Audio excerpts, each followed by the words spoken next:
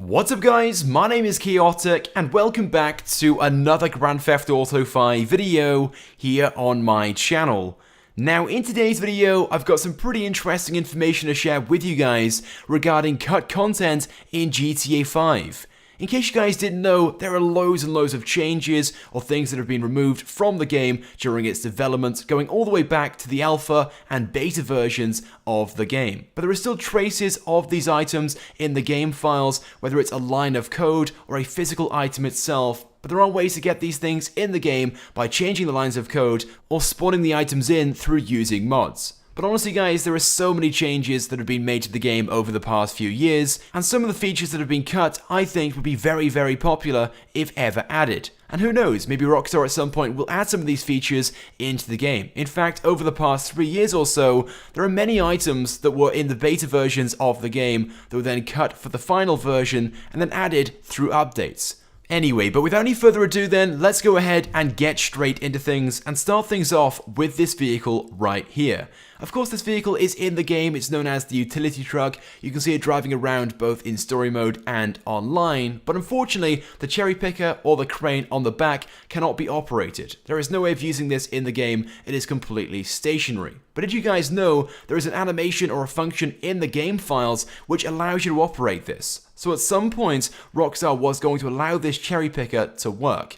And simply by changing just 2 lines of code and changing them from off to on, you can operate this in the game. It's that simple. Now this hidden feature was found by WildBrick142. Credit to him on this one. There will of course be a link in the description to his Twitter account. But it's certainly an interesting one why Rockstar haven't activated this feature in the game. It's been in the game files ever since GTA 5 was first released, but for some unknown reason, they set this feature to inactive. I'd imagine though at some point during the alpha or the beta stages of development, Rockstar did have some plans or some form of intention for this vehicle, maybe in the terms of a mission or a heist, but maybe the mission was cut and they felt it best to remove this feature. But who knows, it may eventually be added into the game. It would certainly be a pretty cool feature in my opinion, and I'm sure you guys can think of loads of really cool things to do with this as well. Now the same person who found this cut feature, WildBrick, also found some hidden animations in the game files which were supposedly cut from the Lowriders update. That one being this animation right by here, which is named V-Sign.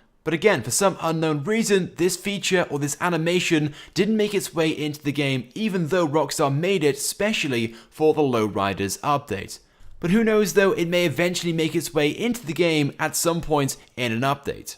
Anyway, moving on though, and up next are also player animations that were cut for each story mode character on the next gen consoles. So when Rockstar was developing the Xbox One and PlayStation 4 versions of GTA 5, they created some unique animations for each character, Franklin, Michael, and Trevor. For Franklin, there was the V sign, for Michael, the facepalm, and for Trevor, the middle finger. But again, for some reason, even though Rockstar went to the effort of making these animations for each character, they didn't make the final version of the game when it was released on Xbox One and PlayStation 4.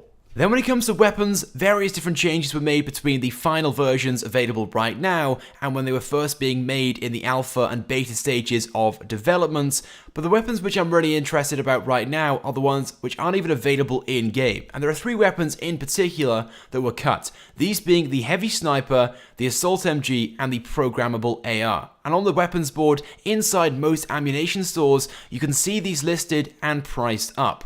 And obviously right now these weapons aren't actually available in-game, but are in the game files. And through modding them in, you can get them in the game. So right now guys, as you can see, I'm showing you guys some gameplay of the Programmable AR, also known as the XM25, which is basically a better and more advanced version of the grenade launcher. It looks pretty good as well, but as you can see when using it in-game, this thing is incredible. It's very powerful and has a really cool sniper scope on it as well, which allows you to fire this thing much further than your regular grenade launcher or RPG style weapon. Just look at this thing when it fires, it is incredible. Now of course over distance it is slightly more delayed than when I'm shooting up close, but this weapon does feel very powerful. And who knows, with this up-and-coming gun-running, military-themed update, it's very likely that this weapon, the XM25, will be added to GTA Online. Moving on though, and up next we have the topic of minigames.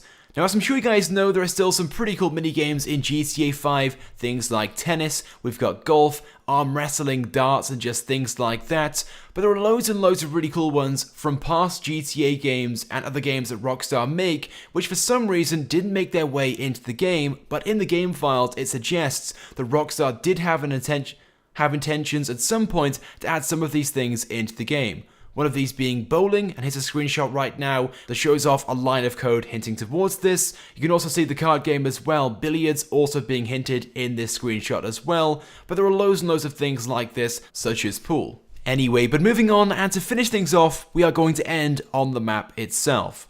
Now, it's no secret that GTA 5's map was very, very different when Rockstar was developing the game initially. If you guys didn't know already, GTA 5 was actually going to be a lot bigger. Sandy Shores itself was going to be about twice, if not 3 times the size that it is right now. Mount Chiliad's mountain range was going to be a lot bigger and a lot taller. I've got a few images of that to show you guys later on, but we're going to take a look at this image first of all. So as you guys can see, this image right here is an unused advert for the Galavanter Baller. And by the looks of things, this image was created very early on, because the map in the background looks very, very different here to what it is right now. In fact, the city itself looks much bigger in this image, especially the surrounding areas, to what it is today. The difference though is crazy, and clearly Rockstar made loads and loads of changes between when this image was first made and what it is right now.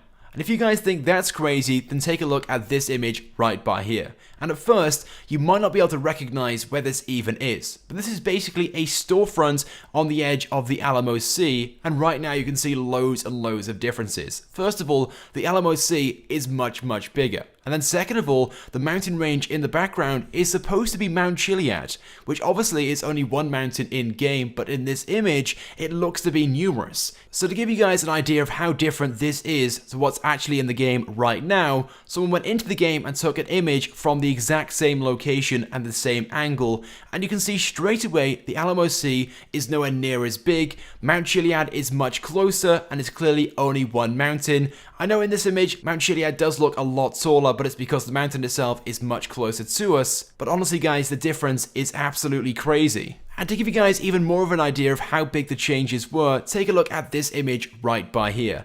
This was featured in one of the initial trailers that Rockstar released for GTA 5, and as you guys can see, Mount Chiliad is clearly much bigger, much taller, and much more vast. So from our understanding, Rockstar made the changes to Mount Chiliad and the surrounding area very late on, and still to this day we aren't really too sure why, apart from the possibility of console limitations. Bearing in mind this game was first made and released on the Xbox 360 and PlayStation 3. But there we go then guys, that's pretty much it then for this video. Those are all the cut features and items which I have to share with you guys in this one. If you have enjoyed it though, definitely go ahead and drop a like, and also let me know your thoughts and feelings as well about all this content by leaving a comment. And if you haven't subscribed to my channel, please do, because I upload all the latest and the greatest Grand Theft Auto 5 content. So as always guys, thank you for watching, and I will see you guys next time.